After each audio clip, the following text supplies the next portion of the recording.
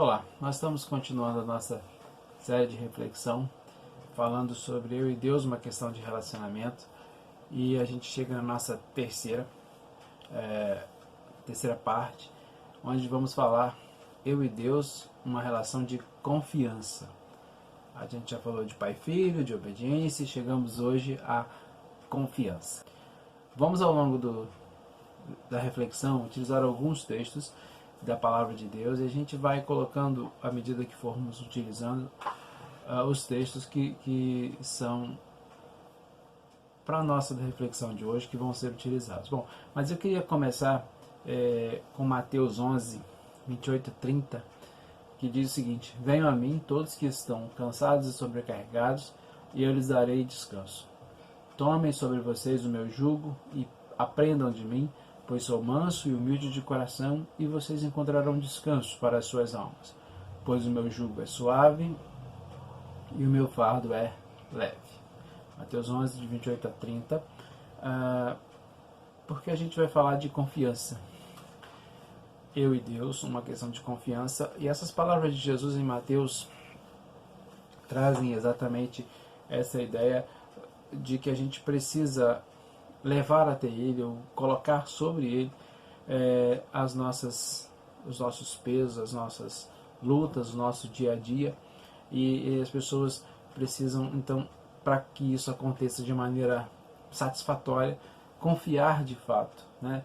Confiar que Cristo, Deus, vai cumprir ou vai fazer o melhor na sua vida. Bom, a gente vê e sabe das histórias, né, dos tantos casos de depressão que acontecem à nossa volta. Bom, há um tempo atrás suspeitava-se que seria uma doença do século, e passou além da suspeita.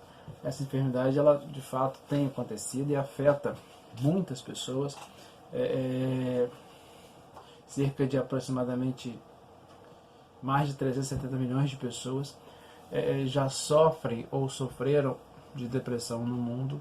Então, assim, é uma doença que afeta o corpo, mas afeta também o comportamento, afeta várias outras questões. Bom, vários são os problemas que podem levar a uma depressão. Várias são as causas que podem te levar a uma situação difícil, e uma dessas questões que vamos tratar aqui hoje são questões que envolvem a ansiedade. Muitos são os casos que podem te levar a isso, mas vamos focar um pouquinho mais em ansiedade. Quando você começa a se preocupar deliberadamente pelo que ainda está por vir ou o que vai acontecer. Bom, nós sabemos que a Bíblia traz vários textos, várias questões falando sobre o relacionamento de Deus com a humanidade.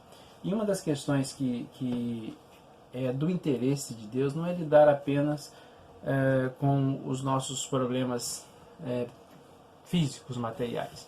Também os problemas ligados à nossa área espiritual, né? Porque o homem não é só matéria, não é só a parte física, não precisamos apenas de casa, de saúde para o corpo, de bem-estar. Precisamos também de bem-estar espiritual. Bom, no nosso dia a dia, somos resultado então dessa interação da parte que é corpo com a parte que é espírito, e então a ansiedade, ela desequilibra, a depressão, ela pode desequilibrar essa harmonia que existe. E por isso a ansiedade, a depressão é de interesse de Deus, sim.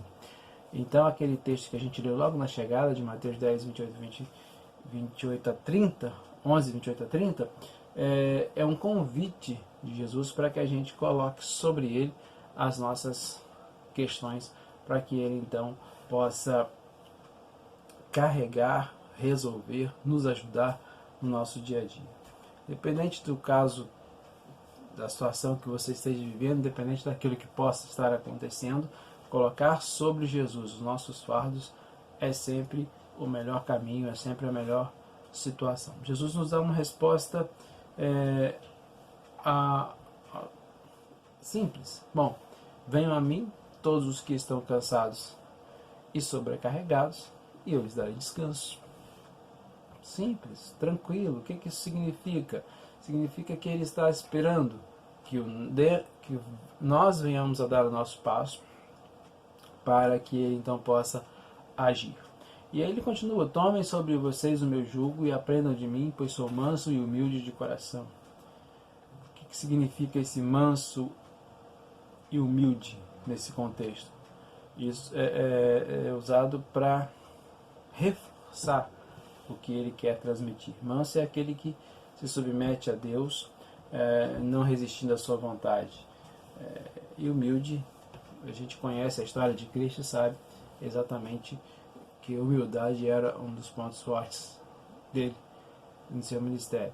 Então, a gente precisa entender que vamos falar sobre uma relação de confiança. Eu e Deus, uma relação de confiança. E eu queria te convidar para outro texto. Salmo 37, 4 a 7. É esse texto que a gente vai se basear para hoje. Salmo 37, 4 a 7 diz: deleite-se no Senhor e Ele atenderá aos desejos do seu coração. Entregue o seu caminho ao Senhor, confia nele e Ele agirá.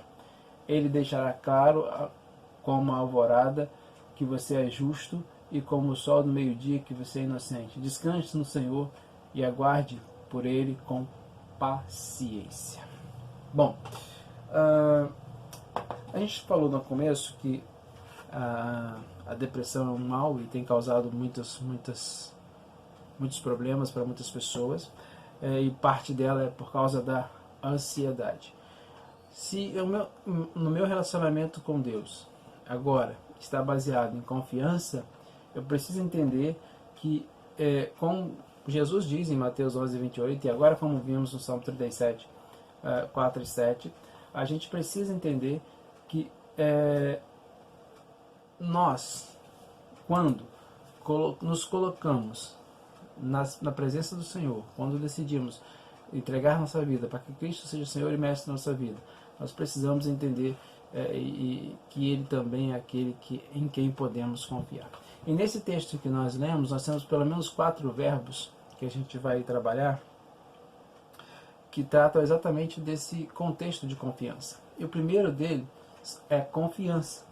Confiança é a base de qualquer relacionamento, né? E então, entregue o seu caminho ao Senhor, confie nele. Bom,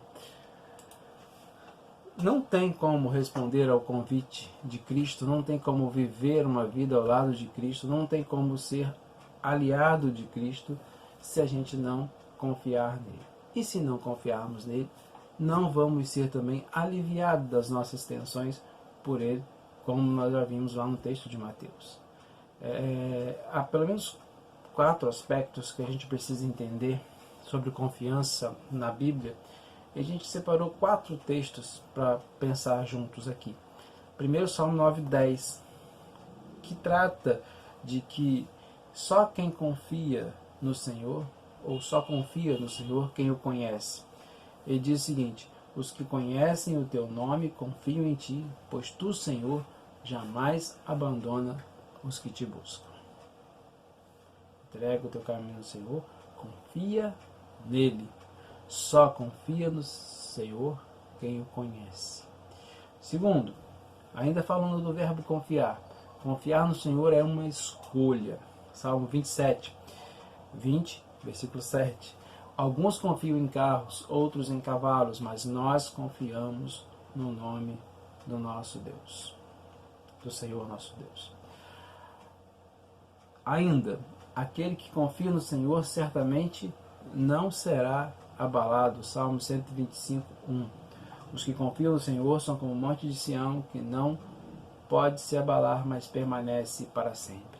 Ainda o 55, 2. Entregue as suas preocupações ao Senhor e Ele o sustentará. Jamais permitirá que o justo venha a cair. Ainda, confiar no Senhor e não em si mesmo. Quando o assunto é confiar, precisamos entender que precisamos confiar no Senhor e não em nós mesmos. Confie no Senhor de todo o seu coração e não se apoie em seu próprio entendimento. Provérbios 3, 5. Confiança é a base de tudo. Sem confiança não há relacionamento. Não tem como responder ao convite de Cristo, não tem como viver uma vida com Cristo, se não confiarmos nele. Seguindo, o segundo verbo que a gente vai destacar é o verbo entregar. Bom, se há confiança, a entrega é o passo natural que vem depois.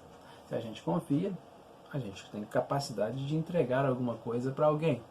Então, quem confia, entrega, ou só entrega quem confia, né? Entregar-se pode também ter o sentido de uma extrema confiança ao ponto de se render. Para nós, seres humanos, essa questão de se render é algo que só pensamos quando se esgotam todas as possibilidades, a gente não tem saída, então aí sim vou me entregar. Mas numa vida, num relacionamento com Cristo, entrega é o passo natural logo depois da confiança. A proposta do Senhor é que, confiando nele, entreguemos a nossa vida em suas mãos, o que inclui aquilo que nos traz ansiedade, aquilo que pode nos trazer dificuldade, aquilo que pode nos levar para um caminho que a gente não gostaria de estar. Então, confiar e entregar. Entrega é o passo natural. Se eu confio, agora eu posso me entregar. Sobre essa entrega, a gente tem alguns textos bíblicos também que eu queria destacar com você. Salmo 38, 9 diz o seguinte: Senhor, diante de ti estão todos os meus anseios. O meu suspiro não te é oculto. Ou seja, precisamos colocar diante dele todos os nossos anseios. Primeira carta de Pedro 5, versículo 7 diz: lancem sobre ele toda a sua ansiedade, porque ele tem cuidado de vocês. Filipenses 4, 6: não andem ansiosos por coisa alguma, mas em tudo, pela oração, súplica e com ação de graças, apresentem os seus pedidos a Deus. Temos vivido um tempo difícil, temos vivido um tempo que nenhum de nós esperávamos viver. E não saber o que vai acontecer talvez seja um ponto alto na vida de todos nós, né? E ficamos ansiosos por isso. Mas pelos textos que lemos, precisamos confiar em Cristo, confiar em Deus e entregar a Ele a nossa ansiedade, pela oração e pela súplica. O terceiro verbo que a gente gostaria de destacar naquele texto é descansar. Bom, conforme um outro texto, Filipenses 4, 7,